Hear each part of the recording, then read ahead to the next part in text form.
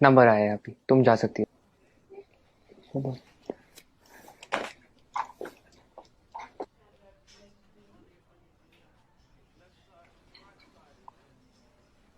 आप software engineer हो क्या? आप लोगों ने देश में कितनी तरक्की लाई है, सब कुछ कितना एडवांस हो गया है। थैंक्स। आप लोगों को देख के तो मैं एकदम हैरान हो जाता हूँ। आप कंप्यूटर में अंदर कुछ कोड करते हो और बाहर दुनिया बदल जाती है। इतना आसान नहीं है दोस्त, ये कुछ कोड का काम नहीं है, काफी मेहनत जाती है इसके पीछे।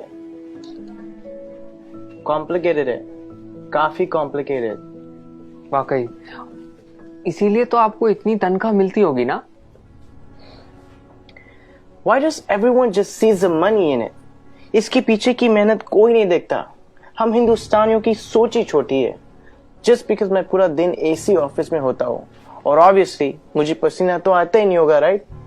आप लोगों को ताकत यूज करनी होती है, हमें दिमाग लगाना होता है। ये बाल सफेद ऐसे ही नहीं होते। Let me give you an example. वो ECG मशीन देखो, सब कुछ कंप्यूटराइज्ड है। आपके बॉडी में क्या क्या चल रहा है सब कंप्यूटर से निकाल सकते हैं। प्लेन की, ट्रेन की, लाखों रिजर्वेशन ऑनलाइन होती है। बैंक के ट्रांजैक्शन सब एक सिंगल डेटाबेस में। Data integrity, locking, data security. कुछ आइडिया ये सब डिजाइन करना कितना कॉम्प्लिकेटेड है, और आप कह रहे कि कोडिंग करना आसान है। आप ये सब कोड करना जानते हो?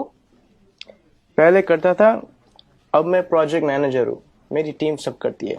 ओह, तो अब काम आसान हो गया होगा।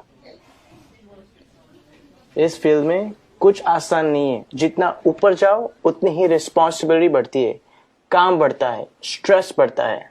कोडिंग और डिजाइनिंग ये फिर भी आसान है, लेकिन अब मुझे पूरी टीम संभालनी पड़ती है।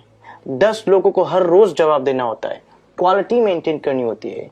2 घंटे ईमेल ना चेक करूं तो लोग पैनिक करने लगते हैं।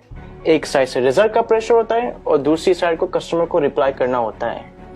रिक्वायरमेंट्स बदलती रहती है और यूजर्स को कुछ और चाहिए होता है, और आपका बॉस कभी सेटिस्फाइड नहीं रहता है।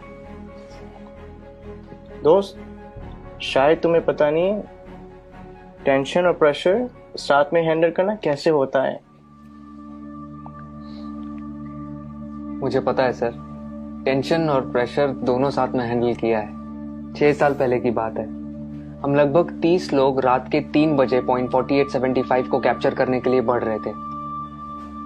दुश्मन ऊपर से फायरिंग कर रहा था।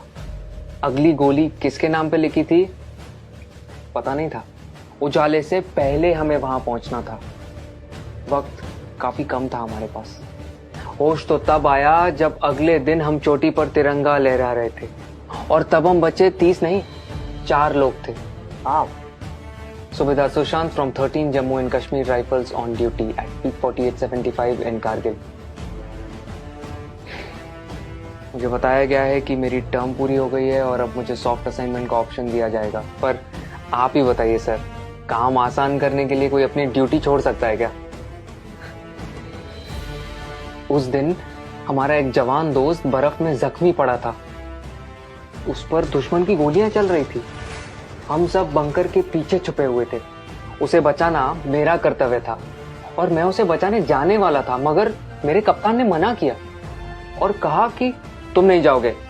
मैंने इस यूनिफॉर्म में सबसे पहली कसम ये ली थी कि देश की सुरक्षा के बाद मेरे आदमियों की सुरक्षा सर्वोपरि है। ये कह के वो खुद चले गए।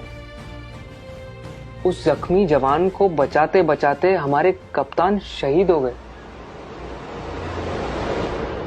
उस दिन से जब भी मैं बॉर्डर पर होता हूं, उन गोलियों की आवाज और कप्तान का आखिरी चेहरा मेरे सामने आता है। वो गोलियां शायद मेरे लिए थी।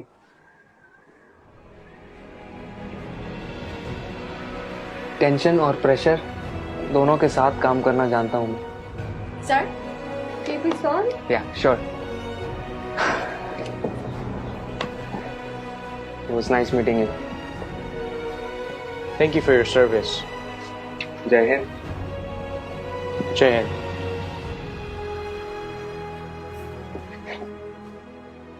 कभी खुद की जिंदगी से शिकवा होने लगे अगर, तो एक फौजी की जिंदगी के बारे में सोचना। खुद की हर मुश्किल आसान लगेगी। जो खुद की सांसें दांव पर लगाकर पूरे देश की सांसें चलाते हैं, हर वक्त जान हथेली पर होती है, फिर भी हमेशा मुस्कुराते रहते हैं। जिन्होंने डर को भी डराया है और देश के लिए जीना क्या होता है, ये इन सरहद के पहरेदारों ने हमें सिखाया है। तो अगली बार जब कोई चुनौती तुमसे तुम्हारा सुख चैन छीनेगी, तो एक फौजी की जिंदगी के बारे में जरूर सोचना। खुद की हर मुश्किल आसान लगेगी।